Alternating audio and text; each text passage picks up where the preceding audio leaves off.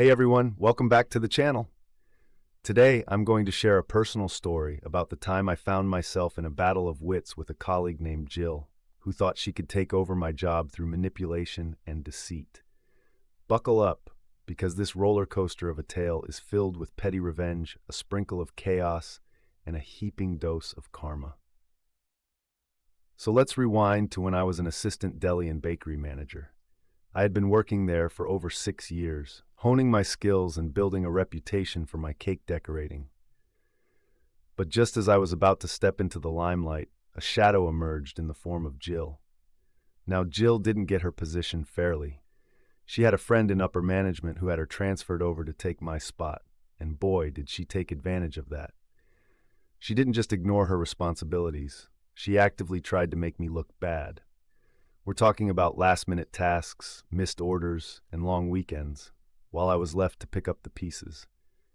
I tried to address this with management several times, but every time I approached them, they'd brush me off with excuses. The union made it nearly impossible to get someone with seniority in trouble. So I put my head down and continued to do my job, all while planning my wedding and managing a hectic schedule. But then I found out I was pregnant with my first child. That's when I decided enough was enough. I was going to take my maternity leave and not look back.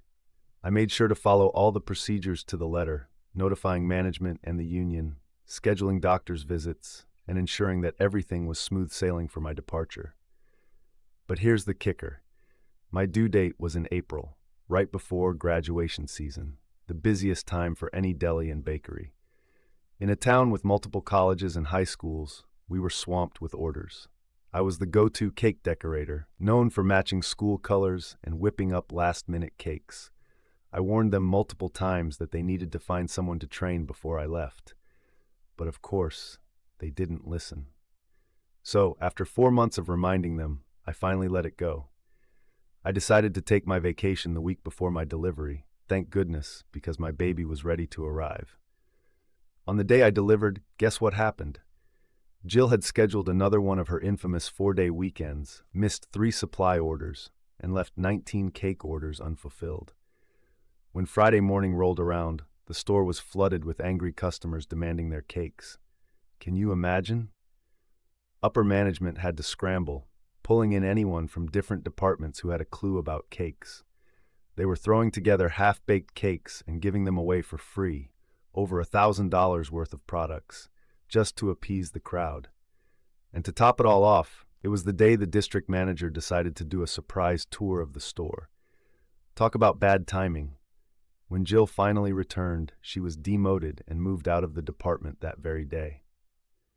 I found out about all this because management called me, thinking I was still heavily pregnant, asking if I could come back for a day or two to fix everything. But I had just given birth to my beautiful baby boy. Fast forward to 6 months later, and I've never been happier. I'm now a stay-at-home mom, free from the stress of that job. They still ask if I want my old position back whenever I grocery shop there, and I just smile and say, no, thank you. Sure, I miss some of my coworkers, but I wouldn't trade my time with my son for anything. And as for Jill, well, she's now a produce clerk and took a significant pay cut. Her reign of terror in the bakery was over, and I couldn't be more relieved. Before I wrap this up, let me clear a few things up for those curious about the aftermath. 1. The store didn't collapse. It was a rough weekend, but they managed to find a retired cake decorator to help out until they could hire someone new. 2.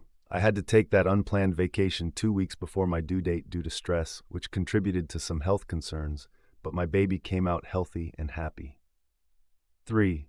I don't blame the union or upper management for the mess. It was a complicated situation with too many factors involved. So here I am today, enjoying my life, raising an amazing little boy, and baking cakes just for fun. But now, I want to hear from you. Have you ever faced a similar situation at work? How did you handle it?